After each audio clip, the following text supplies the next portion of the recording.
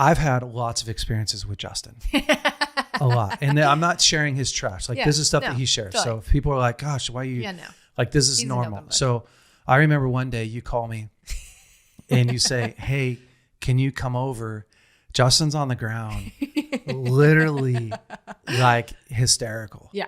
And so I come over and I mean, there's Justin. He's on the ground. Like he's having a flashback. Yeah, he is. Like he's in the middle of this like trauma moment, having a flashback.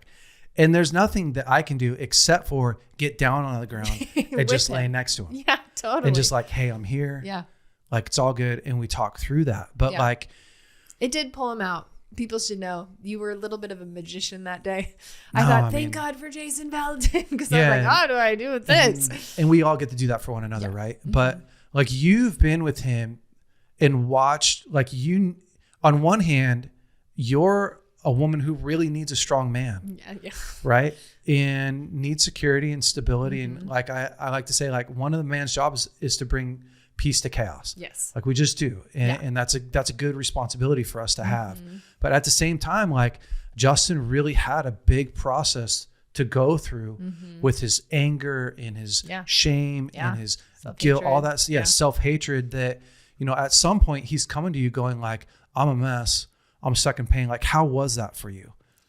Well, I honestly, I don't know if this answer will be helpful for people listening or not, but I'll just be honest, which is while Justin was a mess, he also was still really strong and stable in a lot of areas. Yeah.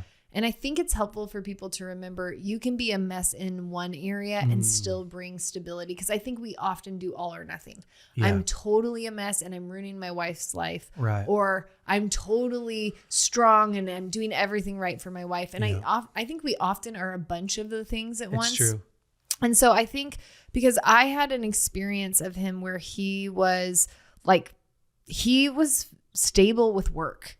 You know, like he kept working. He's a hard worker. Yeah. And I knew that he cared about that. And he, when he wasn't emotional like that, he was stable in other ways that I think because my childhood was not like that. There was a lot of ways that he was stable. He's stable in creating honestly, a peaceful environment in our home. Yep. He was stable in dreaming, and he was stable in pursuing God. Right. Like it didn't mean he didn't go through hard things with God, but like he continually pursued life and God. So there was a place where even when he was weak, I felt strength from him. Like, and I think that there was so good. I don't know that he had shame, he had shame about a lot of things, but I don't know if he had shame about crying and things like that. But I didn't feel his shame about it. So I didn't feel, sometimes people feel shame about having a weak moment and you can actually feel repulsed by that weak moment. Yep. I didn't feel that way. I often felt like, oh, you're connecting to yourself. And he felt life capable. Like he was like, I can figure out how to do this thing, or I can watch a YouTube video and try to figure out plumbing. He's super confident in his ability as a man and just a human being to like navigate through life, solve problems, that kind of stuff. So I think I saw there were areas. Now, even in that, he was pretty honest. So he'd be like, I feel scared that I can't learn to do anything. But then he would do something about it. It'd be like he started, I remember when we lived in Montana, he decided to start painting G.I. Joes, which is a funny scenario. But he was like, I don't know how to do that. Then he learned how to do that. And then he realized I could learn how to fix our sink. If I could learn how to do this thing with G.I. Joes from watching YouTube videos, I could learn something else. And so he slowly started building confidence. And I think for me, it wasn't that he had fear that was a deterrent. It was that he never let fear win. Wow, that's awesome. So like weakness to me is being like not making any decision to face fear. Right. That would have felt more weak if he just swallowed up in it. And I understand there's seasons. I've been swallowed up in fear, and there's been moments for him that he's been swallowed up. So there's not judgment on that. But seeing that he's always like, he made a commitment at a young age, I'm going to face my fear. So when fear shows up, he's like, I'm going to face it. And there's something about just the resolve that felt strong to me.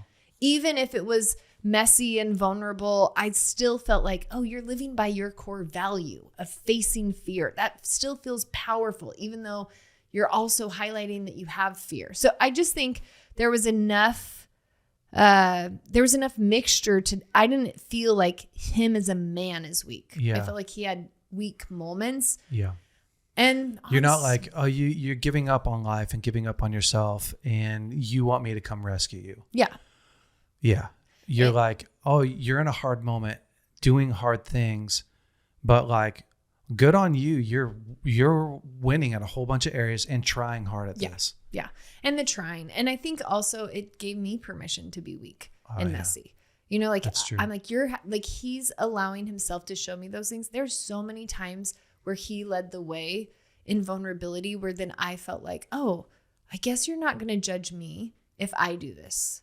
And that felt so amazing. I mean, he liberated me in so many ways from self-hatred by him leading with vulnerability first. Which I think is so important, right? Because I always say this, like in a relationship, one of a man's jobs is to like emotionally open the door for a woman, right? Like to go ahead of her, which to me means like I do it first. Yeah. So I'm going to put myself out there and go like, hey, are we at a spot if we're dating where you feel comfortable with holding hands, or like you're emotionally putting yourself out there, and she could go like, no, I don't actually want to be with you anymore. And you bear the weight of that, that burden. And so it's so true. Like in marriage, that doesn't end.